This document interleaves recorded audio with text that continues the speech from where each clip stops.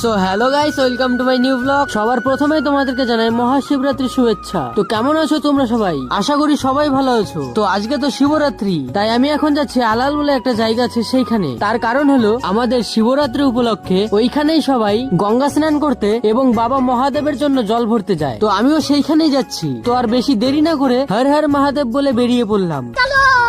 এবং তোমরা কোথায় জল ভরতে গেছিলে অবশ্যই কমেন্ট করো, আমিও দেখতে চাই কে কোথায় জল ভরতে গেছিল। তারপর আমি বাড়ি থেকে বেরিয়ে হেঁটে হেঁটে যাচ্ছি রাস্তার দিকে। তার কারণটা হলো ওইখানে আমার জন্য একটা দাদা অপেক্ষা করছিল। তারপর ফাইনালি আমার দাদার সঙ্গে দেখা হয়ে গেল, কিন্তু আমরা অপেক্ষা করছিলাম আরেকটা দাদার জন্য, কারণ সে নিয়ে আসবে বাইক এবং সে বাইকে করেই যাব আলাল। তো ফাইনালি বাইক নিয়ে চলে এসছে। তো আর বেশি দেরি না করে ডাইরেক্ট রওনা দিয়ে দিলাম আলালের উদ্দেশ্যে। এই আলাল জায়গাটা কে কে চেনো কমেন্ট করো তাড়াতাড়ি, এবং এখানে কে কে জল ভরতে এসেছিলে তারাও কমেন্ট করো, আমিও দেখতে চাই কে কে এখানে জল ভরতে এসেছিল। তো তোমাদের সাথে কথা বলতে বলতে ফাইনালি আমরা আলাল ব্রিজে পৌঁছেই গেলাম। তো ব্রিজে আর বেশিক্ষণ দেরি না করে সোজা চলে আসলাম নিচে। তো নিচে এসেই দেখি ওরে বাপরে এতটা ভিড় থেকে আমার খুব ভয় লাগছিল, যদি এই ভিড়ের মধ্যে আমি হারিয়ে যাই। কারো দাদুরও ক্ষমতা নাই আমাকে খুঁজে বার করার। এই কথা ভেবে ওইখানে আর বেশিক্ষণ দেরি না করে সোজা রওনা দিয়ে দিলাম বাড়ির উদ্দেশ্যে। ওইখানে আর বেশিক্ষণ থাকাই যাবে না। তোমরাই দেখো কতটা ভিড়, শুধু এইটুকু জায়গা না, নদীর দুই ধার দিয়ে ভিড়, এর থেকেও বেশি।